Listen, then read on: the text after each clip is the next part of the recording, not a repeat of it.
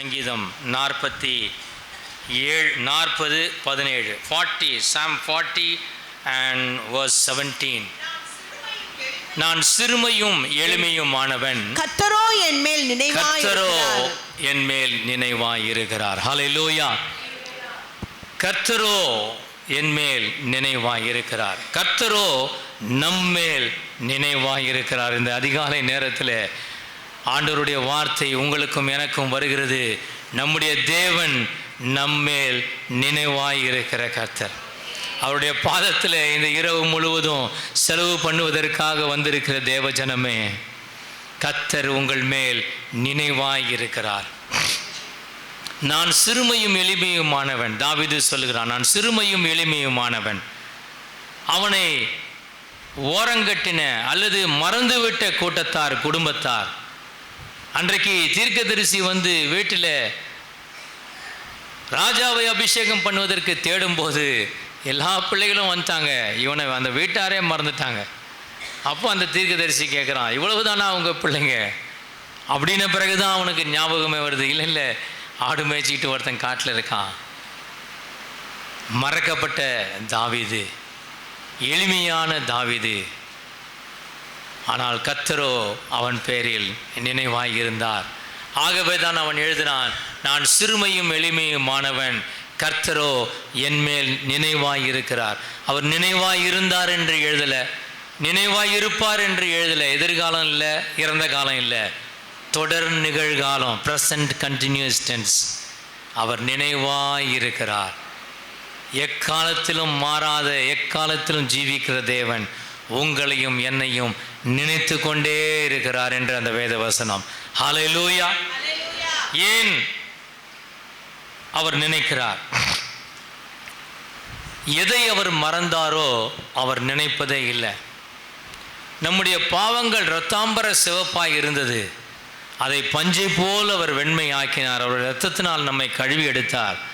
வேதம் சொல்லுகிறது, அவர் நமது பாவங்களை அவர் முதுகுக்கு பின்பாக எரிந்து விட்டார் என்று சொல்லி, ஒரு நாளும் அதை மறுபடியும் எடுத்து நீ அதை செய்தவள் தானே, நீ அதை செய்தவன் தானே என்று குற்றப்படுத்துகிற ஆண்டவர் நம்முடைய ஆண்டவர் அல்ல. பிசாசு வேணா அதை சொல்லி ஞாபகப்படுத்துவான், நீலாம் ஜெபம் பண்ணுற, நீ எப்படி இருந்த ஆளு அப்படின்னு நம்மளை கேலி பண்ணுவான், பரியாசம் பண்ணுவான், நம்மளை கீழே இறக்க பார்ப்பான். ஆனால் கர்த்தரோ அவர் உண்மை உள்ளவர், என்மேல் அவர் நினைவாயிருக்கிற தேவன். கரங்களை உயர்த்தி ஆண்டவருக்கு நன்றி சொல்லுவோம். ஹல்லேலூயா. அவர் எதை மறந்தாரோ அதை நினைப்பதே இல்லை. அவர் எதை நினைவாய் வைத்திருக்கிறாரோ அதை அவர் மறப்பதே இல்லை. ஹல்லேலூயா. எதை மறந்தாரோ அதை நினைப்பதில்லை, எதை நினைவாய் இருக்கிறாரோ அதை மறப்பதே இல்லை. கர்த்தர் என்மேல் நினைவாயிருக்கிறார். நினைப்பதே, பாவத்தை அவர் நினைப்பதே இல்லை. மறந்து போனார். மறந்து போனதை மறுபடி அவர் நினைவூட்டுவதே இல்லை. 136 சங்கீதம் 23வது வசனம், 136:23, நம்முடைய தாழ்வில் நம்மை நினைத்தவரை துதியுங்கள், அவர் கிருபை என்றும் உள்ளது. நம்முடைய வாழ்வில் நம்மளை நினைக்கல, நம்முடைய தாழ்வில் தான் அவர் நம்மளை நினைச்சாரு. நம்ம ஒன்றுத்துக்கும் உதவாதவங்களாக இருக்கும்போது தான் நம்ம நினைச்சாரு. தாழ்மையிலிருந்து உயர்த்தினவரை துதியுங்கள். உளையான சேற்றிலே பாவத்திலே இருந்த நம்மை அவருடைய இரத்தத்தினால் கழுவி அவர் மீட்டு எடுத்தார். அவர் தாழ்வில் நம்மை நினைத்ததுனால தான் நமக்கு அந்த ரட்சிப்பு அருளப்பட்டது. அந்த தாழ்வில் இருந்த நம்மை அவர் நினைத்ததுனால தான் நம்ம இன்னைக்கு ஜெப வீரர்களாக, துதி வீரர்களாக ஆண்டவர் நம்மை மாற்றி இருக்கிறார். ஹல்லேலூயா. நம்முடைய தாழ்வில் வாழும்போது நினைப்பாங்க நிறையா பேர். நல்ல நிலைமையில் வாழ்ந்தும்போது அவங்க திடீர்னு நமக்கு ஞாபகமே இருக்காது. டே என்னடா மறந்துட்டேன், 5ஆவதுல நம்ம 2 பேரும் ஒன்றா படித்தோமேனா, நான் நல்லா இருக்கும்போது. இதே நம்ம ஒடுங்கி போயிருக்கிறோம்னு வச்சுங்க, தெரிஞ்சவனா அந்த கூட தெரியாத மாதிரி போயிடுவான். அது உலகம். ஆனால் தாழ்வில் நாம் இருக்கும்போது கூட நம்மை நினைத்து வந்த ஆண்டவர் நமக்கு உண்மை உள்ளவராக இருக்கிறார். அவர் என்மேல் நினைவாக இருக்கிறார், மறப்பதே இல்லை. அந்த பாட்டு லாஸ்ட்டு வர்ஷிப்பில் ஸ்டான்ஸா ஒன்று பாடினீங்க. என்ன பாட்டு தம்பி அது? என் தேவன் எனக்காய் ஏதாகிலும் செய்திருவார், என்றாகிலும் என்னை மறந்தது உண்டா. எவ்வளோ ஒரு ஆழமான வார்த்தை. என்னைக்காவது என்னை மறந்திருக்கிறாரா? எப்போதும் என் நினைவாய் இருக்கிறார். அதுதான் தாவீது சொல்கிறான், நான் கர்த்தரோ என் மேல் நினைவாய் இருக்கிறார். 3 ஆசீர்வாதங்களை தருவதற்காகத்தான் அவர் நம்மேல் நினைவாய் இருக்கிறார். வேகமாக ஒரு 15 நிமிடத்தில் இதை சுருக்கமாக சொல்லி உங்களை உற்சாகப்படுத்த விரும்புகிறேன். Why God remembers us? ஏன் நம்ம மேலே நினைவாக இருக்கணும்? ஒரு கல்யாணம் ஆக போகிற தம்பதிகள் ஒருவேளை நிச்சயித்திருந்தா இவன் அவளை பற்றியே நினச்சிட்டு இருப்பான், அல்லது அவள் இவனை பற்றியே நினச்சிருப்பான். சாப்பிட்டாரான்னு தெரில, வேலைக்கு போனாரான்னு தெரியல. ஒரு அன்பு பரஸ்பரம் அவர்களுக்குள்ளே இருப்பதனால்தான் 2 பேரும் ஒருத்தர் மேல் ஒருத்தர் நினைவாக இருக்கிறாங்க. நமக்கும் ஆண்டவருக்கும் அப்படிப்பட்ட உறவு இருக்கிறதா? நம்மேல் அவர் நினைவாக இருக்கிறார். நம்மளையே தான் நினச்சிட்டு இருக்கிறார் எப்பவும். இந்த பிள்ளை எனக்காக அர்ப்பணித்து இருக்கிறானே, எனக்காக ஓடுறானே, எனக்காக என்னோட கூட இருந்து ஜெபிக்கிறானே, எனக்கு சாட்சியாய் வாழ்கிறானே அப்படின்னு நம்மளே நினச்சிட்டு இருக்கிறாரு. ஆனால் நாம் அவரே நினச்சிட்டு இருக்கிறோமா? எத்தனை முறை நம்ம அவரை நினைக்கிறோம்? காலையில் வேலைக்கு போகும்போது நினைப்போம், ஆண்டவரே கூட வாரோம், பாதுகாரோம், ஞானம் தாரோம். இல்லை மதியானம் சாப்பிடும்போது ஒரு நிமிஷம் சோறு கொடுத்துட்டு சோத்திரம் அப்படின்னு சாப்பிடும்போது ஜெபம் பண்ணுவோம். சாயங்காலம் வீட்டுக்கு சுகமாக வந்தால் ஜெபம் பண்ணுவோம், மறுபடியும் படுக்க போகும்போது ஜெபம் பண்ணுவோம். அப்படி இல்லை. அவர் நம்ம மேல் நினைவாக இருக்கிறதை போல நாமும் அவர் மேலே நினைவாக இருக்க வேண்டும். அவர் ஒரு வசனத்தில், யாத்திரையாகமம் 2 அதிகாரம் 25வது வசனம், யாத்திரையாகமம் 2:25, தேவன் இஸ்ரவேல் புத்திரரை கண்ணோக்கினார், தேவன் அவர்களை நினைத்தருளினார், அவர்கள் படுகிற வேதனையை அவர் பார்த்தார். இஸ்ரவேல் ஜனங்கள் மீது அவருக்கு ஒரு அன்பு இருந்தது. அவர்கள் படுகிற பாடு உபத்திரவங்கள் அவர்கள் வாயினாலே ஜெபிக்க முடியாதபடி இருந்தது. பெருமூச்சு விட்டார்கள். அந்த பெருமூச்சின் சத்தத்தை கூட தேவன் கேட்டார். அல்லேலூயா. அவர்களை தேவன் நினைத்து அருளினார். என்னத்தை அருளினார்? ஒரு விடுதலையை அருளினார். நினைத்து சும்மா போகிறதில்ல, நினைத்து அருளுகிற தேவன். அருளுவதற்காகவே நம்மை நினைத்திருக்கிறார். என் மேல் நினைவாய் இருக்கிறார். எதற்குப்பா? எனக்காக அருளுவதற்காக, எனக்கு கிருபையை தருவதற்காக, என் தேவைகளை அவர் சந்திப்பதற்காக, என்னை உற்சாகப்படுத்துவதற்காக, ஜெப ஆவியினால் என்னை நிரப்புவதற்காக, ஆவிக்குரிய அல்லது சரீரத்திற்குரிய நன்மைகள் ஆசீர்வாதங்களை கொடுப்பதற்காகவே எனக்கு அவர் நினைவாக இருக்கிறார். கரங்களை உயர்த்தி ஆண்டவருக்கு நன்றி சொல்லுவோமே. ஹல்லேலூயா. அருளுவதற்காக என் மேல் நினைவாய் இருக்கிறார். நினைப்பது மட்டுமல்ல, அருளி செய்கிறதும் அவருடைய கிருபை. இந்த பிப்ரவரி மாதம் 2025 இந்த சின்ன மாதத்தில் பெரிய ஆசீர்வாதங்களை கர்த்தர் நமக்கு அருளி செய்வாராக. ஹல்லேலூயா. 2வது ஒரு வசனம், 1 சாமுவேல் 1:19. 1 சாமுவேல் 1:19. அன்னாள் வந்து ஆலயத்திலே ஜெபிக்கிறாள். கர்த்தரை பணிந்து கொண்டு தங்கள் வீட்டுக்கு திரும்பி போனார்கள். எல்கானா தன் மனைவியாக அன்னாளை அறிந்தான். கர்த்தர் அவளை நினைத்து அருளினார். எல்லாருக்கும் முன்பாக அவமானம், எல்லாருக்கும் முன்பாக எல்லாருக்கும் குழந்தை இருந்தது, எல்லா குடும்பத்துக்கும் குழந்தை பிறந்தது. அன்னாளுக்கோ ஒன்றுமே இல்லை. வேதனையோடு தன்னுடைய இருதயத்து குமுறலை தேவ சமூகத்தில் ஊற்றினாள் என்று நம்ம வாசிக்கிறோம். அந்த தீர்க்கதரிசியும் கூட, அந்த ஆலய தலைவனும் கூட, இவள் குடித்து விட்டு பிதற்றுகிறாள் என்று தான் எண்ணினாள். பலரால் பரியாசம் பண்ணப்பட, misunderstood and mistaken by many people. நம்மையும் கூட சில பேர், இவ்வளவு அழுது இவன் ஜெபம் பண்ணுறானே, தேவையில்லாத ஒன்று, கர்த்தருக்கு தெரியாதா? அவர் தானே நடத்துகிறாரு, எல்லாம் அவர் இஷ்டப்படி தானே போகுது உலகம். ஆனால் நம்ம இருதயத்தை ஊற்றி ஜெபிக்கிறோம். நம்முடைய இருதய குமுறலை கர்த்தர் நினைத்து நமக்கு அருளி செய்வார். ஹல்லேலூயா. அன்னாவை நினைத்து அவளுக்கு ஒரு பிள்ளையை, சாமுவேலை ஆண்டவர் கொடுத்தார். அடுத்ததாக ஆதியாகமம் 30:22 ராகேலை குறித்து வாசிக்கிறோம். ஆதியாகமம் 30:22. தேவன் ராகேலை நினைத்தருளினால் அவளுக்கு தேவன் செவி கொடுத்து கற்பந்தரிக்கும்படி செய்தார். அங்கேயும் பிள்ளை இல்லாத ஒரு சூழ்நிலை.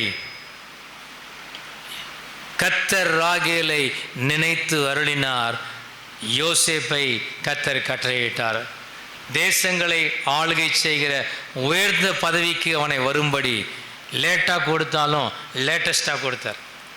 கரங்களை உயர்த்தி ஆண்டவருக்கு நன்றி சொல்லுவோமே. நம்முடைய சபையில் அப்படிப்பட்ட பெண்கள், குழந்தை இல்லாத பெண்கள், இந்த காலையிலே அவர்களுக்காக நம்ம ஒரு ஜெபம் பண்ணலாமே. கைகளை உயர்த்தி, ஆண்டவரே, திருமணமாகி குழந்தை இல்லாத கிறிஸ்தவ பெண்கள் குடும்பங்களுக்காய் நாங்கள் ஜெபிக்கிறோம்.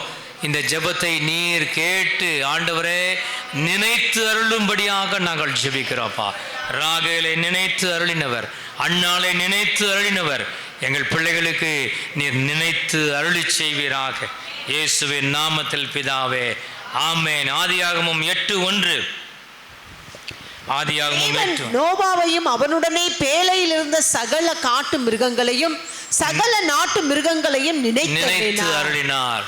தேவன் பூமியின் மேல் காற்றை வீச பண்ணினார். அப்பொழுது ஜலம் அமர்ந்தது. நோவாவுடைய காலத்திலே முழு உலகையும் அழித்த ஆண்டவர் நோவாவுக்கோ கர்த்தருடைய கண்களில் கிருபை கிடைத்தது என்று வாசிக்கிறோம். அந்த கிருபை கிடைத்த நோவா தன்னுடைய குடும்பத்தாரோடு காக்கப்பட்டு அவன் வெளியே வருவதற்கான ஏற்ற சூழலை கர்த்தர் ஒரு நாளை முன்குறித்து அவன் நோவாவை நினைத்து அருளினார். உலகம் முழுவதும் வெள்ள பிரவாகம், மலை உச்சிகள் எல்லாம் தண்ணி, எங்கேயும் ஒரு மரம், ஒரு மலையினுடைய முகடு கூட காணப்படவில்லை. அப்படி இருந்த சூழ்நிலையில் கர்த்தர் நோவாவை நினைத்து அருளினார்.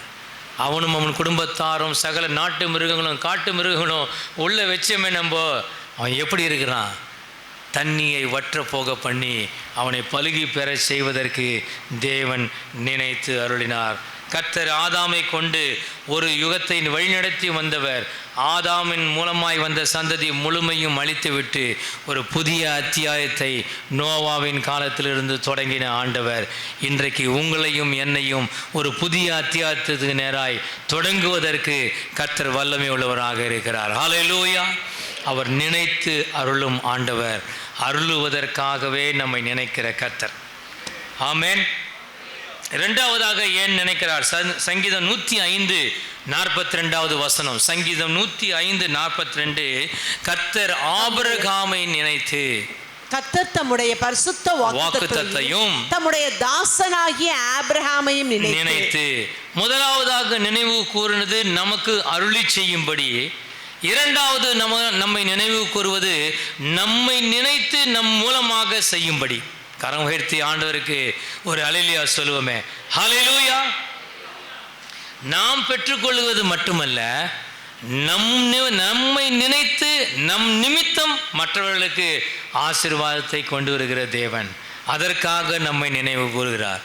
இந்த இடத்துல ஆபிரகாமை நினைத்து இஸ்ரவேல் ஜனங்களை, அந்த சோதம் கொமோராவில் இருந்த அந்த அவனுடைய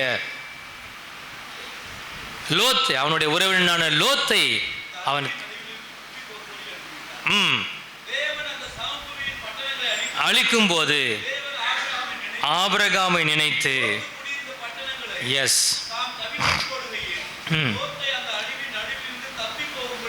அனுப்பிவிட்டார். ஆமென். ஆபிரகாமை நினைவு கூறுகிற ஆண்டவர் 1000 தலைமுறை வரைக்கும் உன்னை ஆசீர்வதிப்பேன் என்று ஆபிரகாமுக்கு வாக்குத்தத்தம் பண்ணியிருக்கிறார். ஒரு தடவை பேட்ரிக் நானும் அவருக்காக நான் கார் ஓட்டிகிட்டு போகும்போது அவரை நான் சீன்றது உண்டு. ஆபிரகாம் நிமிஷம் 1000 தலைமுறைன்னா அதெல்லாம் போயிட்டுருக்குமே அண்ணே அப்படின்னு. அவர் என்ன நினச்சாரோ தெரில. கரெக்டாக போய் நான் வேனை வீட்டில் அவளை இறக்கி விட்டுட்டு திரும்பி போகிறேன், கொஞ்ச நேரம் உட்காருங்க அப்படின்னு. வரும்போது ஒரு கேள்வி கேட்டிங்களே, 1000 தலைமுறை முடிஞ்சிச்சானு, உங்களுக்கு ஒரு வசனம் சொல்கிறேன் எடுங்க, தமிழ் வாசிப்பீங்களா அப்படின்னு கிண்டலா. வாசிப்பேன் என்ன, அதில் மத்தேயு 1 எடுங்கன்னாரு. மத்தேயு 1 எடுத்தேன். இவ்விதமாய் 17, மத்தேயு 1:17, இவ்விதமாய் உண்டான தலைமுறைகள் எல்லாம் 14. ஓகே. ஓகே. 3:14 எவ்வளோன்னாரு? நான் 3:14 42 42 தலைமுறை தான் போயிருக்கு. எது வரைக்கும்? கிறிஸ்து வரைக்கும். கிறிஸ்துவுக்கு அப்புறம் இப்போ எத்தனை ஆண்டுகள் ஆயிருக்குன்னாரு? 2000 வருஷம் முடிஞ்சிச்சுங்க. அந்த 2000 வருஷத்தில் ஒரு தலைமுறைன்னா 30 வருஷம், அதுக்குள்ளே அடுத்த தலைமுறை வந்துடுது இல்லையா? அதனால் 30 years ஒரு தலைமுறைன்னு போட்டின்னா இந்த 2000 வருஷத்துக்கு எத்தனை தலைமுறை போயிருக்கோன்னாரு? இந்த 2000 30ஆல் வகுனாரு. அது ஒரு 70 தலைமுறை. எல்லாம் சேர்த்து இந்த 42 தலைமுறையும் அந்த 70 சேர்த்தா எவ்வளோனாரு? ஆனால் 112 115 தான் ஆகுது. 1000 தலைமுறைக்கு இன்னும் எத்தனை வருஷம் இருக்குதுனாரு? அல்லேலூயா. ஒரு மனிதனுடைய கீழ்ப்படிதனாலே, ஒரு மனிதனுடைய மன்றாட்டு ஜெபத்தினாலே உன்னை 1000 தலைமுறைக்கு ஆசீர்வதிப்பேன்னு வாக்குத்தத்தம் பண்ணுவர். இன்னைக்கும் ஜீவிக்கிறார், திரும்ப வரப்போகிறார். அந்த 1000 தலைமுறை வரைக்கும் நம்மை ஆசீர்வதித்து கொண்டே இருக்க போகிறார். அதற்காகத்தான் நம்ம மேல் நினைவாய் இருக்கிறார். ஹல்லேலூயா. தலைமுறை தலைமுறையாய் நம்மை ஆசீர்வதிக்கிற கர்த்தர்.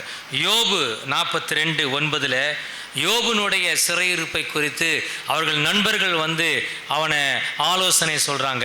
அது ஆண்டவருக்கு எரிச்சலூட்டுகிறதா இருக்கிறது. அப்பொழுது தோமானியனான எலிப்பாசும் சூகியனான பில்தாதும் நாகமாத்தியனான சோப்பாரும் போய் கர்த்தர் தங்களுக்கு சொன்னபடியே செய்தார்கள். அப்பொழுது கர்த்தர் யோபின் முகத்தை பார்த்தார்.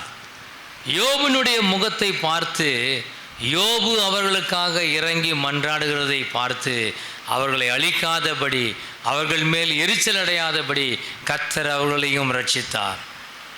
யோபின் முகத்தை ஆண்டவர் பார்க்க காரணம், இவர்கள் இப்படி அவர்கள் அவனுக்கு தவறான ஆலோசனை சொல்கிறாங்களே, தேவ தூஷணத்தை அவர்கள் சொல்லி நீ உன்னுடைய எல்லா பரிசுத்தமும் வீணை, நீ ஆண்டவரை தேடுந்தெல்லாம் வேர்த்தனம் என்று சொல்லி அவனை பரியாசம் பண்ணுகிற அந்த சூழ்நிலையில் கர்த்தர் அவர்களை அடிக்காதபடி யோபின் முகத்தை பார்த்தார். யோபு தன் நண்பர்களுக்காக வேண்டிக் கொண்டான் என்று நம்ம வாசிக்கிறோம். ஆண்டவரே, அவங்க சொல்கிறது பைத்தியக்காரத்தனமாக இருந்தாலும் நீங்கள் அவங்களை அடித்து போடாதீங்க, இரக்கமாயிருங்கள் என்று யோபின் நிமித்தம் அவனுடைய நண்பர்களை தேவன் காப்பாற்றினார், அழிக்காமல் விட்டார். ஆதியாகமம் 19:29 தேவன் ஆபிரகாமை நினைத்து சோதம் கொமாராவை அழிக்கிறார். தேவதூதன் உள்ள போயிட்டான். அந்த சூழ்நிலையில கூட 19:29 தேவன் அந்த சமபூமியின் பட்டணங்களை அழிக்கும் போது ஆபிரகாமை நினைத்து அவன் நிமித்தமாக அந்த பட்டணத்தை அவர் பாதுகாத்தார். முதலாவது ஆசீர்வாதம் அருளி செய்கிற ஆசீர்வாதம், நமக்கு நேரடியாக கொடுக்கப்படுகிற ஆசீர்வாதம். இரண்டாவது ஆசீர்வாதம் நம் நிமித்தமாக செய்யப்படுகிற ஆசீர்வாதம்.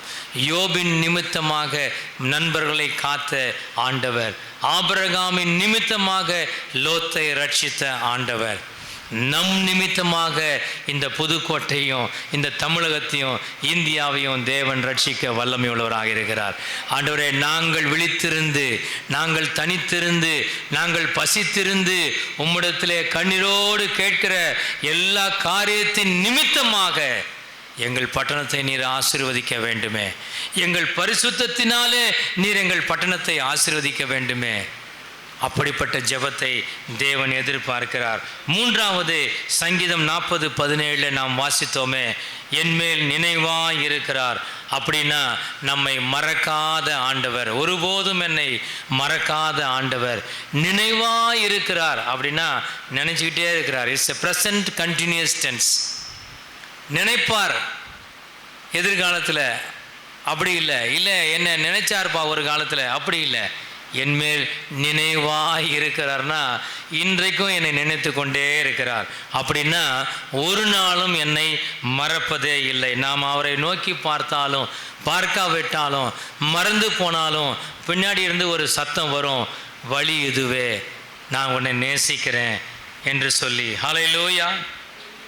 ஏசாயா 49:14-15 2 வசனத்தை வாசிக்கும் போது, ஏசாயா 49:14-15, சீயோனோ கர்த்தர் என்னை கைவிட்டார். தேவ பிள்ளைகளோ விசுவாசிகளோ இன்னைக்கு அதை தான் சொல்லிட்டே இருக்கிறாங்க. என்னன்னு ஜெபம் பண்ணுறது, எவ்வளோ நாள் ஜெபம் பண்ணுறது, என்ன ஆண்டவர் காதில் விழ மாட்டேங்குது, சோர்ந்து போகிறேன், நான் என்னை கைவிட்டார்னு நான் நினைக்கிறேன், ஆண்டவரே என்னை மறந்தாரு, இன்னைக்கு வெளியாள் சொல்கிறதில்ல, விசுவாசி வாயிலேருந்து வர வார்த்தை, என்னை மறந்துட்டார் ஆண்டவர், ஒன்றும் நான் எவ்வளவோ உபவாசம் பண்ணி குட்டிக்காரனை அடிச்சு பார்க்குறேன், ஒன்றும் பதிலே கிடைக்க மாட்டேங்குது. அப்படி சொல்கிறீங்களா நீங்கள்? சீயோனோ கர்த்தருடைய பிள்ளைகளோ என்னை கைவிட்டார். ஆனால் ஆண்டவர் சொல்கிறார், மிகுந்த அன்புள்ளவராய் இருப்பதால் என்மேல் அவர் நினைவாய் இருக்கிறார்.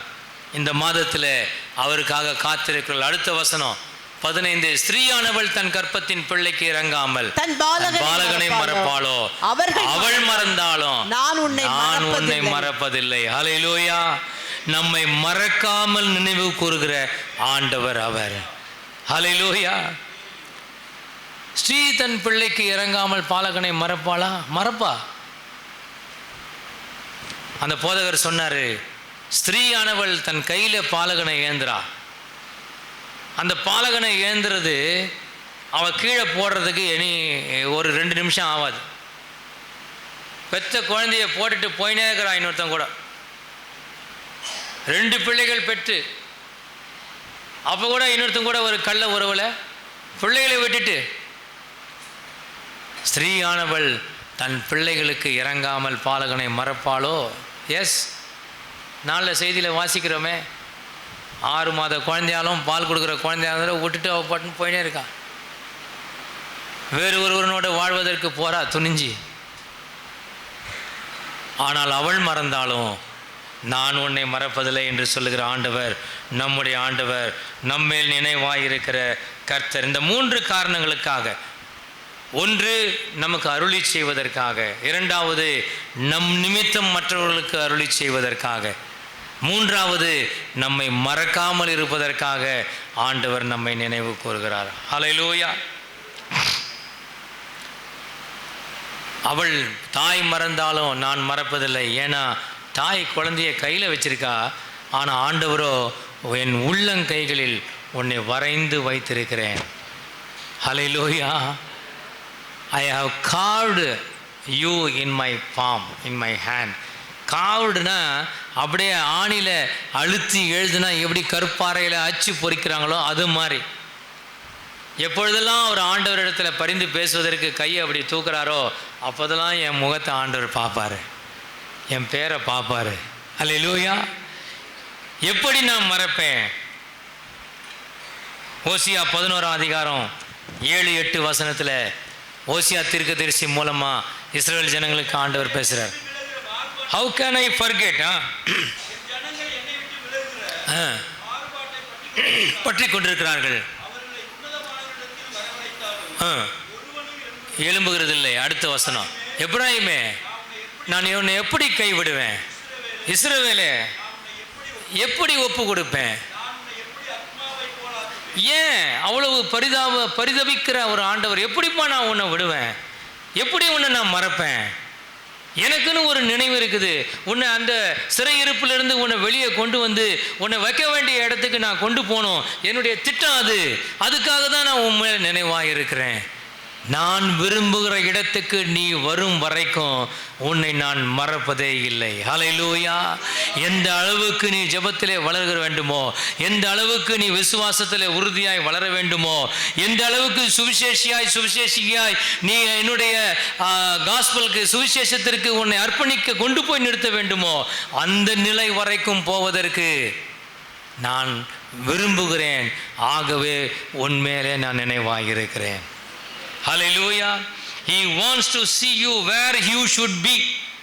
எந்த இடத்துக்கு நீ வந்து நிற்க வேண்டும் என்பதை விரும்புகிற நான் அதை செய்யும் அளவும் உன்னை கைவிடுவதில்லை, உன்னை மறப்பதில்லை. எந்த உயர்வுக்கு உன்னை கொண்டு போக விரும்புகிறேனோ அது வரைக்கும் நான் அந்த இயக்கத்திலே உன் மீது நினைவாயிருக்கிறேன். அதற்காகத்தான் உன் மீது நான் நினைவாயிருக்கிறேன். 2வது ஒரு காரணங்கள் லூக்கா 15:20. லூக்கா 15:20 கெட்ட குமாரனுடைய சரித்திரத்திலே நாம வாசிக்கிறோம். எழுந்து புறப்பட்டு தன் தகப்பனிடத்தில் வந்தான். அவன் தூரத்தில் வரும்போது அவனுடைய தகப்பன் அவனை கண்டு மனதுருகி ஓடி அவன் கழுத்தை கட்டிக்கொண்டு அவனை முத்தம் செய்தான். Father does not know when the son will come. சொல்லிட்டு போனானா? 3 மாதம் போய் பார்க்குற முடியல நான் வந்துடுறேனாக்கா சரி 3 மாதம் பொறுத்து தேடலாம். அவன் போன நாளிலிருந்து ஒவ்வொரு நாளும் அந்த மேலே ஒரு படம் சண்டே ஸ்கூலில் எனக்கு சொல்லி கொடுத்தாங்க. ஒரு மொட்டை மாடியில் ஒரு வயசான தாத்தா நின்று இப்படி கையை வச்சுட்டு ஒரு தாத்தா நிற்கிற படத்தை அந்த சண்டே ஸ்கூல் டீச்சர் ஒட்டுவாங்க. அந்த தகப்பனார் அந்த கெட்ட குமாரன் வருவானான்னு தினந்தோறும் பார்த்துக்கிட்டே இருக்கார். அந்த அங்கிள் ரொம்ப நல்லா சொல்லுவாங்க கதை. நான் சின்ன வயசில் கேட்டது இன்னும் எனக்கு காதில். He never informed by any WhatsApp or mail, தந்தி, டெலகிராம் ஆட்களை. But father every day he was watching the road. கிழக்கிலும் பார்க்குறாரு, மேற்கிலையும் பார்க்குறாரு, இந்த ரோடை சுற்றி பார்க்குறாரு. எந்த பக்கத்துலேருந்தாவது அவன் திரும்பி வருவானா, பையன் வருவானா. முன்னறிவிப்பே இல்லை. ஆனாலும் அந்த வருகையை அவன் கண்ணோக்கினவனாய் அவன் பின்மாற்றத்திலே போனவன் தான். ஆனாலும் தகப்பனுடைய அன்பு இருதயம் நம்முடைய ஆண்டவருக்கு இருப்பதனால ஒருவேளை நம்முடைய பிள்ளைகள் பின்மாற்றத்திலே போயிருப்பார்களானா, கர்த்தர் அவர்களுக்காக இன்றைக்கும் காத்து கொண்டிருக்கிறார். அவர்கள் மேலே நினைவாயிருக்கிற ஆண்டவர் அந்த பிள்ளை பூரண ரட்சிப்புக்கு நேராய் வரும் வரைக்கும் கர்த்தர் அந்த பிள்ளையை மறப்பதே இல்லை. உன்னையும் என்னையும் எந்த நிலைக்கு கொண்டு போய் வைக்க ஆண்டவர் சித்தம் உள்ளாரோ அந்த நிறைவேறுதல் ஆகும் வரைக்கும் கர்த்தர் நம்மை மறப்பதில்லை, நம்மேல் நினைவாயிருக்கிறார். எரேமியா 29:11 நீங்கள் எதிர்பார்த்திருக்கும் முடிவை உங்களுக்கு அருளி செய்யும்படி. எரேமியா 29:11 எதிர்பார்த்திருக்கும் முடிவை உங்களுக்கு கொடுக்கும்படி நான் உங்கள் பேரில் நினைத்திருக்கிற நினைவுகளை அறிவேன் என்று கர்த்தர் சொல்கிறார். அவைகள் தீமைக்கல்ல, சமாதானத்துக்கு ஏதுவான நினைவுகளே. நம்மை குறித்து ஆண்டவர் நினைவாயிருக்கிறார்.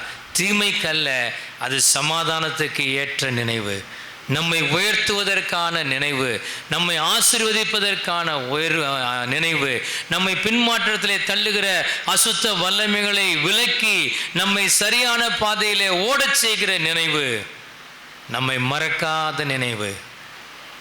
அப்படிப்பட்ட ஆண்டவரை இந்த காலை நேரத்தில் நாம் துதித்து கொண்டிருக்கிறோம், அவரிடத்தில் ஜெபித்து கொண்டிருக்கிறோம். நமக்கென்று ஒரு முடிவை அவர் நிர்ணயித்திருக்கிறார். அந்த முடிவை கொடுக்கும் வரைக்கும் அவர் அதை நினைவு கூர்ந்து கொண்டே இருக்கிறார். உனக்கென்று ஒரு நியமத்தை ஆண்டவர் வைத்திருக்கிறார். நீ எங்கு இருக்க வேண்டும், என்ன செய்ய வேண்டும் என்று. அந்த நியமத்திலே பூரணமாய் நம்ம ஓடி முடிக்கும் வரைக்கும் நம்மேல் நினைவாய். 70 ஆண்டுகள் அடிமைத்தனம். இஸ்ரவேல் ஜனங்கள் எப்போது இந்த முடிவுக்கு வரும் என்ற ஒரு ஏக்கம், அந்த நாள் முடியும் வரைக்கும் ஆண்டவர் அமைதியாய் அவர்கள் மேல் நினைவாயிருந்தார். அந்த நாள் வந்தது. அந்த நள்ளிரவு எகிப்திலிருந்து இஸ்ரவேல் மக்கள் வெளியே புறப்பட்டார்கள். ஹல்லேலூயா. ஏசாயா 49:16 ஏசாயா 49:16 இதோ என் உள்ளங்கைகளில் உன்னை வரைந்திருக்கிறேன், உன் மதில்கள் எப்போதும் என் முன். மதில்கள் என்று சொல்லும்போது நம்மை பாதுகாக்கிற ஒரு அரண், நம்மை பாதுகாக்கிற அரண். ஒவ்வொரு ஆளுக்கும் 2 சென்ட்ரி போட்டு போலீஸ் டிபார்ட்மெண்ட்லேருந்து ஆளை அனுப்ப மாட்டான். நம்மை பாதுகாக்கிறது ஆண்டவருடைய கரம். கரம் உயர்த்தி ஆண்டவருக்கு நன்றி சொல்லுவோம். நம்ம பிள்ளைகளை பாதுகாக்கிறது ஆண்டவருடைய கரம். இதோ உள்ளங்கைகளில் உன்னை வரைந்து வைத்திருக்கிறேன், உன் மதில்கள் எப்போதும் என் முன் இருக்கிறது. இந்த மதில்கள் சிதிலமடைந்த மதில்களே இல்லை. இஸ்ரவேல் ஜனங்கள் வெளியில் புறப்பட்டு வரும்போது வனாந்தரம். அவன் அப்போதே சொல்கிறாரு, உன் மதில்கள் எப்போதும் என் முன் இருக்கிறது. He has determined a safety wall, a fire wall. அக்னி மதிலாய் நம்மை காக்கிற கர்த்தர் இந்த காலை நேரத்தில் நம்மேல் நினைவாய் இருக்கிறார். 49:23 அதே ஏசாயா 43:23 ராஜாக்கள் உன்னை விளக்கும் தந்தை நான் கர்த்தர். கடைசி பகுதி, நான் கர்த்தர் எனக்கு காத்திருக்கிறவர்கள் வெட்கப்படுவதில்லை என்பதை அப்பொழுது அறிந்து கொள்வாய். என் மேல் நினைவாய் இருக்கிற ஆண்டவர் ஏன் என் மேல் நினைவாய் இருக்கிறார்? என்னை வெட்கப்படுத்தாதபடி, என்னை மறந்து போகாதபடி என் மேல் நினைவாய் இருக்கிறார். ஹல்லேலூயா. வெட்கப்படுவதில்லை என்று வாக்குத்தத்தம் தந்தவர் நம்மை வெட்கத்துக்கு உட்படுத்தாமல் நம்மை நிமிர்ந்து நடக்க செய்கிற வல்லமையுள்ள தேவன். அதை அறிந்து கொள்ள, புரிந்து கொள்ள கர்த்தர் நமக்கு உதவி செய்வாராக. முறுமுறுப்பில்லாமல் அவரை விசுவாசிக்க, முறுமுறுப்பில்லாமல் அவரை தொழுது கொள்ள, தொடர்ந்தேர்ச்சியாய் ஜெபத்திலே போராட, அவரோடு இணைந்து ஜெபிக்க நம்மை நாமே வலு சேர்த்து கொள்வோமாக. ஆண்டவரே, நீர் எப்போதும் எங்கள் மேல் நினைவாய் இருப்பதற்காக உமக்கு ஸ்தோத்திரம்.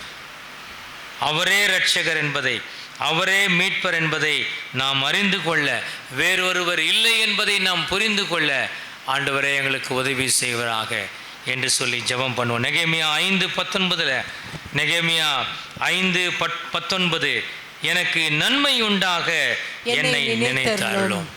ஆண்டவரே தேவனே, இந்த ஜனத்துக்காக செய்த எல்லாவற்றின்படியும் எனக்கு நன்மை உண்டாக என்னை நினைத்தருளும். அவங்க கூட அப்பாயின்மெண்ட் ஆனவங்க நிறைய அதிகாரிகள் எல்லாம் சும்மாவே போகாமல் போய் வந்த மாதிரி கன்வெயன்ஸை சார்ஜ் கையெழுத்து போட்டு வாங்குவானுங்க, படிக்காசு வாங்குவானுங்க, லஞ்சம் வாங்குவானுங்க, மக்களை பயமுறுத்தி காசு சம்பாதிக்கிறானுங்க. என் கைகளோ சுத்தமாக இருக்குது, ஆனால் எனக்கு ப்ரமோஷன் கிடைக்கல, அவனுக்கு கிடைக்குது. உண்மைக்கு நான் போராடுறேன், என்னை ஒதுக்குறானுங்க. மற்றவன் எல்லா விதம் அநியாயம் செய்கிறான், அவன் உயர்த்தப்படுறான், அவனுக்கு ரெக்கக்னிஷன் கிடைக்குது, எனக்கு ரிஜெக்ஷன் தான் கிடைக்குது. புலம்புரியா மகனே மகளே, இந்த காலை நேரத்தில் நான் சொல்லட்டும், ஆண்டவருக்கு முன்பாக நாம் உண்மையாக இருந்தோமானா கர்த்தருடைய உயர்வு நம்மை மேன்மைப்படுத்தும். அந்த அதிகாரம் முடிவடையும் போது அந்த ஆட்களை காணோம். நெகேமியாவோ அவன் காரிய சித்தியாக இருந்து காரியத்தை முடிக்கிறதை நம்ம பார்க்கிறோம். ஹல்லேலூயா. நெகேமியா 6:14, நெகேமியா 6:14 நம்ம பார்க்கிறோம். அங்க பகைஞர் எல்லாரும் அதை கேட்ட போதும், எங்கள் சுற்றுப்புறத்தாராகிய புறஜாதியான அனைவரும் கண்ட போதும். 6:14, என் தேவனே தொபியாவும் சன்பல்லாத்தும் செய்த இந்த செய்கைகளுக்கு தக்கதாக நீர் அவர்களையும் நொபதியால் என்னும் தீர்க்கதரிசியானவர்களையும் எனக்கு பயம் உண்டாக பார்த்த மற்ற தீர்க்கதரிசிகளையும் நினைத்துக் கொள்ளும். என்ன மட்டும் நினைச்சிடல ஆண்டவர், எனக்கு எதிராக வேலை செய்கிறான் பாரு, அவனு கூட நீங்கள் நினச்சிங்க ஆண்டவரே. ஒரு சின்ன ஜெபம் பண்ணுறான் நெகேமியா. எனக்கு எதிராக தொபியாவும் சன்பல்லாத்தும் காரியங்களை செய்கிறான், அவங்க ஊக்கப்படுத்துறதுக்கு ஒரு தீர்க்கதரிசி நல்லா செய்ப்பா, நோவதியா, அவன் நோவை வைக்கிறா, அதனால தான் நோவதியான்னு பேர் வச்சுக்கிறான். இவனுடைய எல்லா காரியத்தையும், நெகேமியாவின் காரியத்தை நோக வைக்கிறதுக்காக அந்த நோவதியால் தீர்க்கதரிசி தொபியாவையும் சன்பல்லாத்தையும் அவளை உற்சாகப்படுத்துகிறான். அதனால் இவனுக்கு வேதனையும் கசப்புமாது. அந்த பயமுண்டாக பார்த்த மற்ற தீர்க்கதரிசிகளையும் நீங்கள் நினைத்து கொள்ளுங்கள் ஆண்டவரே. BJP, RSS, Bajrang Dal, VHP, Al-Qaeda, Lashkar-e Taiba, Taliban, இதெல்லாம் கொஞ்சம் நினச்சிங்க ஆண்டவரே. தேசத்தில் பால் கடிப்புகளை உண்டாக்குகிற, சமாதானத்தை கெடுக்கிற இந்த அமைப்புகள்லாம் கொஞ்சம் நினைச்சு கொள்ளுங்க ஆண்டவரே. திருச்சபைகளுக்கு விரோதமாக தீர்மானங்களை ஏற்றுகிற, சட்டங்களை உருவாக்க நினைக்கிற அரசியல் தலைவர்களை நினைத்து கொள்ளுங்கள் ஆண்டவரே. ஹல்லேலூயா. நம்ம நினைக்கிறது இல்லை, பிசாசின் அவன் காரியங்களை கூட ஆண்டவர் நினைவில் வைத்திருக்கிறார். அன்றைக்கு சனகரிப்பின் சத்தத்தை கேட்டவர் நம்முடைய விண்ணப்பத்தின் சத்தத்தை மாத்திரமல்ல, சனகரிப்பின் கூக்குரலை கூட கேட்பதற்கு நம்முடைய ஆண்டவருடைய செவிகள் திறந்திருக்கிறது.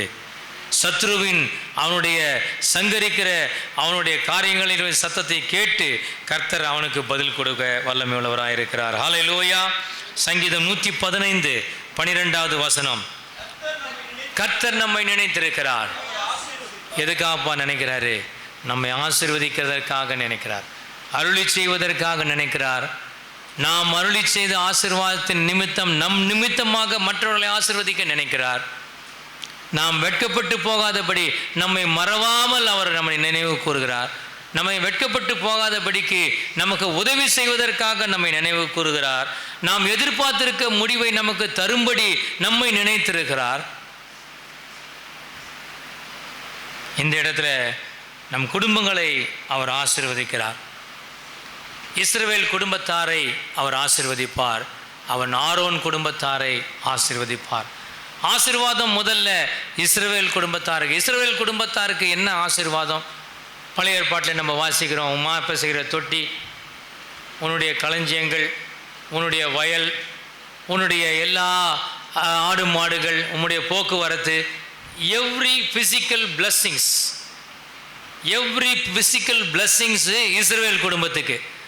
ஆரோன் குடும்பத்துக்கு உனக்கு காணி நிலம் கூட கிடையாதுப்பா. ஆனாலும் மற்றவங்கள்லாம் வெளிப்பிரகாரத்திலேருந்து தேவனை நோக்கி பார்ப்பாங்க, நீ ஒரு ஆள் மட்டும் உள்ளே போகலாம். மற்றவங்களாம் தேவ பிரசனத்தை கற்பனை பண்ணி பார்ப்பாங்க, நீ கண்கூடா பார்க்கலாம். அல்லேலூயா. மற்றவர்களுக்கும் ஆரோனுக்கும் இருக்கிற வித்தியாசம். இஸ்ரவேல் குடும்பத்தார் மாம்சீக அல்லது இந்த உலகத்துக்குரிய இந்த சரீரத்திற்குரிய ஆசீர்வாதங்கள் தொடங்கி போக போக ஆன்மீக ஆசீர்வாதங்கள் அல்லது ஆவிக்குரிய ஆசீர்வாதங்களில் நிறைவு பெற வேண்டும். என்னுடைய வாழ்க்கையும் வருத்தப்பட்டு பாரம் சுமக்கிறவர்களே, நீங்களெல்லாம் என்னிடத்தில் வாருங்கள். நாங்கள் உள்ளே வந்த பிறகு தான் சொல்கிறாங்க, கிறிஸ்துவ மார்க்கத்தில் உபத்திரம் உண்டு, ஆனாலும் திடன் கொள்ளுங்கள், பயப்படாதிருங்கள். முதல்ல அதை சொல்லியிருந்தா நான் உள்ளே வந்திருக்க மாட்டேனப்பா.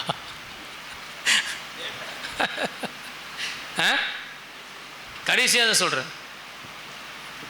ஆண்டவர் இஸ்ரவேல் குடும்பத்தின் ஆசீர்வாதம், அவங்க மாப்ப செய்கிற தொட்டி ஆசீர்வதிக்கப்பட்டிருக்கும், ஆடு மாடு வளர்த்தியாகவும் வயல்வெளி ஆசீர்வதிக்கப்பட்டிருக்கும், எல்லா சரீரத்துக்குரிய ஆசீர்வாதங்கள். அதுக்கப்புறம் தான் ஆரோனுடைய ஆசீர்வாதங்கள் ஆவிக்குரிய ஆசீர்வாதங்கள். இன்றைக்கும் நமக்கு ஒரு நாளில் நமக்கு சுகம் தேவைப்பட்டது, நமக்கு பணம் தேவைப்பட்டது, நமக்கு சமாதானம் தேவைப்பட்டது. ஆனால் அதில் வளர்ந்து உள்ளே வந்த பிறகு தான் நித்திய ஜீவனுக்கு நேராக நாம் வளர்கிற ஒரு வாழ்க்கை, ஆண்டவரோடு இணைந்து ஜெபிக்கிற வாழ்க்கை, பரிசுத்தத்திலே வளர்கிற ஒரு வாழ்க்கை. இப்படி நம்மை உலக பிரகாரமான ஆசீர்வாதத்தை தந்து ஆவிக்குரிய ஆசீர்வாதத்துக்கு நேராக நல்ல படிப்பு கொடுத்தாரு, நல்ல ரயில்வேல வேலை கொடுத்தாரு, நல்ல ஃபஸ்ட் கிளாஸ் ஏசி பாஸு கொடுத்தாரு, எல்லாம் கொடுத்தாரு. ஆனால் ஒரு நாள் கூப்பிட்டாரு, வயசான பிறகு ஊழியத்துக்கு வரப்போறியா, இல்லை பலன் இருக்கும் போதே வரப்போறியா? ஆண்டவரே, உமக்காக நான் ஓடுவதற்கு ஆயத்தம்னு சொல்லி வந்தேன். இது நாள் வரைக்கும் கர்த்தர் உண்மை உள்ளவராக இருக்கிறார். என் மேல் அவர் நினைவாக இருக்கிறார், அதே போல் உங்கள் மேலும் அவர் நினைவாக இருக்கிறார். அப்படி நினைவாக இருக்க வேண்டுமானால் நாம் செய்ய வேண்டிய காரியங்கள் என்ன? 1 நாளாகமம் 16:13, 1 Chronicle 16:13, 16:13 அவர் செய்த அதிசயங்களையும் அவர் அற்புதங்களையும் அவருடைய அற்புதங்களையும் அவர் வாக்கின் நியாய தீர்ப்புகளையும் நினைவு கூறுங்கள். ஆண்டவர் உங்களை நினைவு கூர்ந்து கொண்டே இருக்க வேண்டுமானா நீங்க ஒன்று நினைச்சுக்கினே இருக்கணும். என்னது? அவர் செய்த அதிசயங்கள். உன்னுடைய வாழ்க்கையிலே அவர் செய்த அதிசயங்கள், உன்னுடைய குடும்பத்திலே அவருடைய அற்புதங்கள், அவர் தந்த வாக்கு தத்தங்கள், அல்லது உங்களுக்கு விரோதமாய் எழும்பின சத்துருக்களுக்கு அவருடைய நியாய தீர்ப்பு. நம்முடைய சத்துருக்களுக்கு அவருடைய வாக்கின் நியாய தீர்ப்புகளை சரி கட்டுதலை பார்க்கிறோம். எப்படி நான் மறப்பேன்? ஆண்டவரை நினைவு கூறுவதற்கு உங்கள் வாழ்க்கையிலே அவர் அனுதினமும் செய்கின்ற அதிசயங்களை, அற்புதங்களை உங்கள் பிள்ளைகளுக்கு சொல்லுங்கள். உங்கள் பிள்ளைகளுடைய வாழ்க்கையிலே ஆண்டவர் செய்கிற அதிசயங்களை, அற்புதங்களை அவர்களுக்கு சுட்டி காண்பியுங்கள். நன்றியுடையவர்களாக நாம் ஆண்டவர் பாதத்தில் இஸ் வேர்டு, அவருடைய வாக்கின் நியாய தீர்ப்பு, இஸ் ஒர்க்ஸ், அவருடைய கரத்தின் கிரியைகள், இஸ் விஸ்டம், அவருடைய நியாயம், அவருடைய வார்த்தை, அவருடைய வழிநடத்துதல், அவருடைய ways, his word, his works, his ways and his wonders. 4W. அவருடைய வார்த்தை வேர்டு, அவருடைய ஒர்க்ஸ், அவருடைய கிரியை, அவருடைய வேஸ், அவருடைய பாதைகள், அவருடைய ஒண்டர்ஸ், அவருடைய அதிசயங்கள். அவர் செய்ததை என் ஆத்துமாவே கர்த்தரை ஸ்தோத்திரி. அவர் செய்த சகல உபகாரங்களை மறவாதே. அதை நினைவு கூறு. ஒவ்வொரு நாளும் நினைவு கூறு. அதிகாலையிலே நினைவு கூறு. இரவு முழுவதும் ஆண்டவரை நினைவு கூர்ந்து, இந்த கொரோனா காலத்தில் என்னை காப்பாற்றினியப்பா, ஊர் முழுசும் டெட் பாடிஸு. ஆண்டவரே, அநேகரை கொரோனா முழுங்கினுது, ஆனால் நான் கொரோனாவை முழுங்க வச்சிங்களே. ஒரு போதகர் அப்படியா சொன்னார். ஊரே கொரோனா முழுங்குச்சு, ஆனால் நான் கொரோனாவை முழுங்கிட்டு நின்றுனுக்கிறேன் அப்படின்னாரு. கர்த்தர் என்னை காத்தாரு. நன்றி கூறுவோம். Acts chapter 10 verse 4, அப்போஸ்தலர் நடபடிகள் 10ஆம் அதிகாரம் 4வது வசனத்தில், அவனை உற்று பார்த்து பயந்து, ஆண்டவரே என்ன என்றான். அப்பொழுது அவன், உன் ஜெபங்களும் உன் தர்மங்களும் தேவனுக்கு நினைப்பூட்டுதலாக அவர் சன்னதியில் வந்து எட்டி இருக்கிறது. கொர்நேலியுவை குறித்து இந்த வசனத்தில் வாசிக்கிறோம். தேவதூதன் சொல்றான், உன் ஜெபங்களும் உன் தர்மங்களும் தேவனுக்கு நினைப்பூட்டுதலாக அவர் சந்நிதியில் வந்தது. உன்னையும் என்னையும் குறித்து தேவன் நினைப்பூட்ட, உன்னை பார்த்தா என்ன நினைப்பார்? ஜெபங்களும் தர்மங்களும். சில பேர் வெறும் தர்மம் மட்டும் பண்ணுவான், ஜெபம் பண்ண மாட்டான். தான தர்மம் பண்ணால் பரலோகத்துக்கு போயிடலாம் அப்படின்னு ஒரு எண்ணம் அவனுக்கு. சில பேர் இதை தான தர்மத்தை அதிகமாக பண்ணுவான், கொஞ்சம் ஜெபம் பண்ணுவான். அப்படி இல்லை, ஃபஸ்ட்டு ஜெபம். பேட்ரிக் அண்ணன் இந்த வசனத்தை சொல்லி கொடுக்கும்போது எனக்கு ஜெபங்களும் உன் தர்மங்களும் ப்ரியாரிட்டி ப்ரேயர் தான், அடுத்தது தான் தான தர்மம்.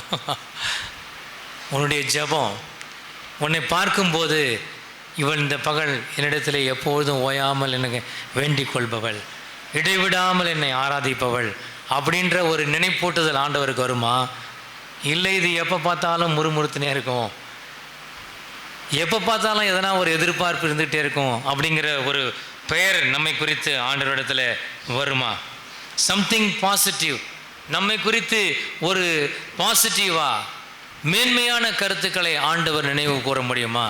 இவன் நல்லா ஜெபம் பண்ணுவான், இவன் நல்ல வேதத்தை தியானித்து பேசுவான், இவன் எனக்காக பல மைல் தூரம் ஓடுவான், எனக்காக உதாரத்துவமாக கொடுப்பான் அப்படிங்கிற மாதிரி ஒரு பாசிட்டிவ் திங்ஸை ஆண்டவர் நம்ம வாழ்க்கையிலே சொல்ல முடியுமா? நம்மை நாமே நிதானித்து அறிந்தால் நாம் நியாயம் தீர்க்கப்படும். நினைவு கூறுங்கள் அவர் செய்த உபகாரங்களை, அவர் வாக்கு தத்தங்களை. நம்முடைய நிலை ஆண்டவருக்கு நினைப்பூட்டுதலாக அவர் சந்நிதியில் வருவதற்கு நாம் பாடுபட வேண்டும். மூன்றாவது, 2 நாளாகமம் 23, 2 நாளாகமம் 20ஆம் அதிகாரம் 3ஆம் வசனத்திலே, அப்பொழுது யோசபாத் பயந்து கர்த்தரை தேடுகிறதற்கு ஒருமுகப்பட்டு யூதாவெங்கும் உபவாசத்தை கூறி, உபவாசத்தோடு ஆண்டவருடைய வலிமையை நாடுகிறாயா, அல்லது உன் சுய புத்தியின் மேல் சார்ந்து சொந்த வலிமையிலே காரியங்களை செய்ய துணிகிறாயா? இந்த காலை நேரத்தில் ஆண்டவரே உம்மை சார்ந்து, உமக்குள்ளே நான் பயந்து, ஆண்டவரே உம்மை தேடுகிறதுக்கு நான் ஒருமுகப்பட்டு குடும்பமாக சபையாக உபவாசித்து நான் ஜெபிப்பேன் ஆண்டவரே. அப்படி நாம் செய்யும்போது நம்மேல் தொடர்ந்து நினைவாயிருக்கிற தேவன் நமக்கு உண்மையுள்ளவராக இருப்பார். சங்கீதம் 137, 5, 6, 137, 5, 6, 2 வசனம். எருசலேமே, நான் உன்னை மறந்தால் என் வலது கை தன் தொழிலை மறப்பதாக. 6வது வசனம், நான் உன்னை நினையாமலும் எருசலேமை என் முக்கியமான மகிழ்ச்சியிலும் அதிகமாக எண்ணாமல் போனால் என் நாவு என் மேல் வாயோடு ஒட்டிக்கொள்வதாக. உம்மை மறந்து போனா நான் செய்கிற தொழில் வீணா போட்டேன்னா என் கை கால் விழுந்துட்டோம் ஆண்டவரே. எருசலேமே, தேவாலயத்தை, ஊழியத்தை நான் மறப்பேனானா, உம்முடைய ராஜ்யத்தை குறித்த பணியை நான் மறப்பேனானா, என்னுடைய கை கால் விளங்காமல் போகட்டும். அதிக மகிழ்ச்சியாக அதை நான் எண்ணாமல் போனால் என் நாவு என் மேல் வாயோடு ஒட்டி கொள்ளட்டும், பேச்சே வராது. நான் பெரலிட்டிக் ஆகி விழுந்தாலும் பரவாயில்ல ஆண்டவரே, நான் உம்மை தேடாமல் போனால் அப்படி ஆகட்டும். நான் உன்னை அதிகமாய் நான் தேடுவேன், ஒவ்வொரு நாளும் மிக அதிகமாய் உம்மை நாடுவேன், என்னுடைய ஜெப நேரத்தை இன்னும் அதிகமாக்கி உம்மை தேடுவேன் ஆண்டவரே என்று நாம் சொல்வோமானால் கர்த்தர் நம்மை தொடர்ந்து நினைவு கூர்ந்து கொண்டே இருப்பார். அடுத்ததாக யாத்திரையாகமம் 13:16, யாத்திரையாகமம் 13:16 கர்த்தர் ஒரு காரியத்தை எதிர்பார்க்கிறார். கர்த்தர் எங்களை பலத்த கையினால் எகிப்திலிருந்து புறப்பட பண்ணினதற்கு இது உன் கையில் அடையாளமாக உன் கண்களின் நடுவே ஞாபகக்குறியாகவும் இருக்க கடவுது என்று சொல்வாயாக என்றார். கர்த்தர் செய்த அதிசயம், எகிப்திலிருந்து புறப்பட பண்ணின அதிசயத்தை உன் கையில் அடையாளமா, உன் கண்களின் நடுவே ஞாபகக்குறினா கண்ணுக்கு நடுவில் ஸ்டிக்கர் போட்டு வாங்கி ஒட்டிக்கிறது இல்லை, பார்த்தாக்கா டக்குன்னு சொல்லலான்னு. ஆண்டவருடைய ஞாபக குறி, ஆண்டவர் முத்திரையிடுகிற அந்த குறி எருசலேமில் வீதிகள் தோறும் நடந்து திரிந்து அதில் இருக்கிற அக்கிரமங்கத்துக்காக அழுது புலம்புகிற ஜெப வீரர்கள் மீது நெற்றியில் அடையாளம் போடு என்று ஆண்டவர் சொல்லியிருக்கிறார். நமக்கு ஒரு அடையாளம் இருக்கணும். நம்மை பார்க்கிறவர்கள் இவர்கள் ஜெபிக்கிற தாயார், இவர் ஜெபிக்கிற பெண்மணி என்று சாட்சி சொல்லக்கூடிய ஒரு வாழ்க்கை.